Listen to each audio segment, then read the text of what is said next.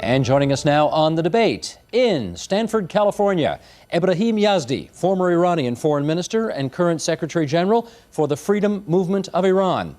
In Washington, D.C., Richard Pearl, resident fellow at the American Enterprise Institute and a former Assistant Secretary of Defense in the U.S. And here in studio, Victoria TAHMASEBI, professor at the University of Toronto, Scarborough, and KAMRAN BOKHARI, Director of Middle East Analysis with STRATFOR, a private U.S. intelligence firm. And as I welcome all of you here to our discussion on both sides of the border, let us start with developments that have taken place on the diplomatic front. And Richard Pearl, I'll start with you.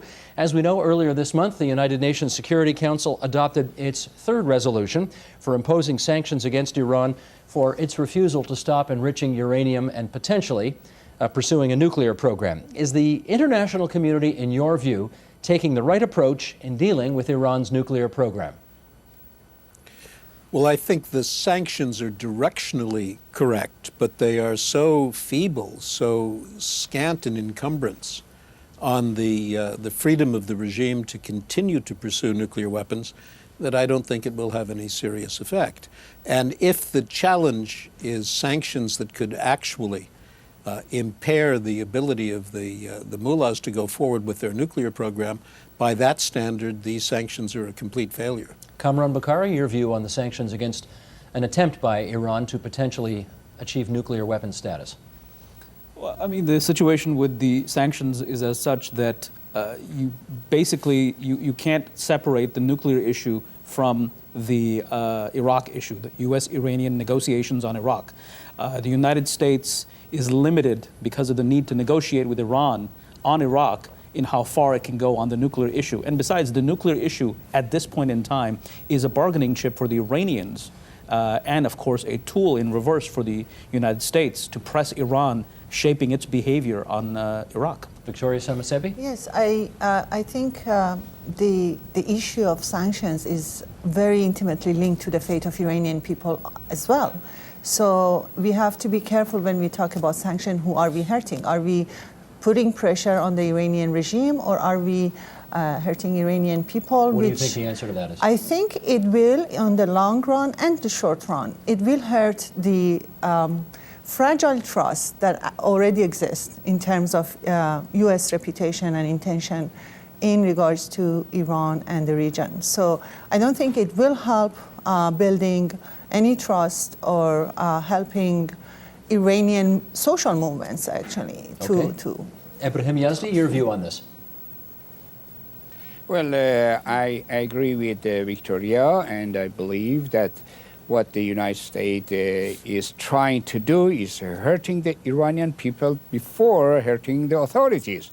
Particularly, many Iranians, they are doubtful on the claim that the United States government making against Iran, because in case of Iraq, they very strongly, affirmatively, that they say that Saddam has the weapon of mass destruction, and now they didn't find anything. Instead, they are accusing Iran is after the nuclear weapons. We, as Iranian, we are strongly against any tried by Iranian authorities to get to build any mass destruction, the weapons of mass destruction. But however, we have not seen any proof by the reliable criteria that Iran is really after that one. To go after the nuclear energy is one thing, to go after the weapons of mass destruction, nuclear weapons, is another thing. Therefore, I fully agree with the lady that mentioned that this will hurt Iranian people. All right, Richard Pearl, let me follow up with you. Sanctions did not work with Iraq. Nothing worked in Iraq until the war started. Why does the U.S. think that sanctions will have an impact in what it wants against Iran? I'm not sure it does. And I, by the way, happen to agree that sanctions, which are a very crude instrument, are likely to affect the population long before they affect the leadership. We saw that in the case of Iraq, and I think we're seeing it again in the case of Iran. I believe the sanctions are an alternative to doing nothing. And they're of symbolic importance. They don't have a big impact on the leadership in Iran, and they won't.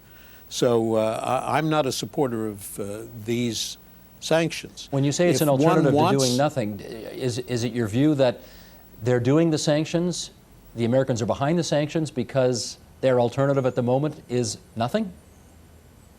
I'm afraid that's right. They're applying And why they do it? very, very slim sanctions because they don't have the resolve to take sterner action. Ibrahim, you And, asked a question there?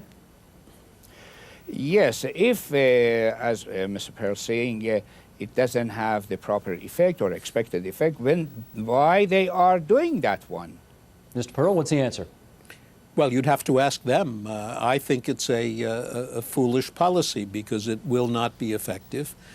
We've been chasing the Iranian nuclear program for the whole of the Bush administration, negotiating in various ways through the Europeans, through back channels and the like. And the only thing that's happened is the passage of more than 7 years and additional progress on Iran's nuclear program. Now, at some point, the administration has to ask itself whether it has a policy.